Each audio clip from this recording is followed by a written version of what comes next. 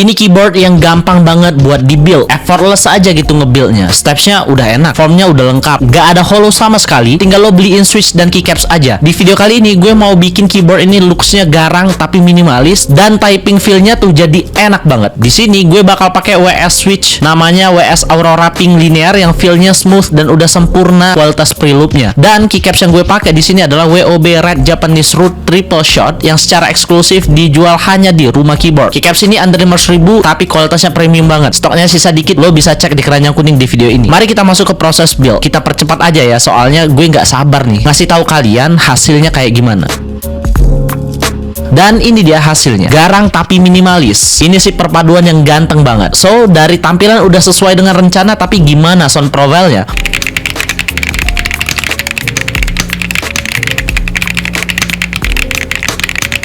Buat lo yang pengen nge-build dengan konfigurasi yang sama kayak gue, semua item yang ada di video ini udah gue pasang di keranjang kuning. Check out sekarang juga.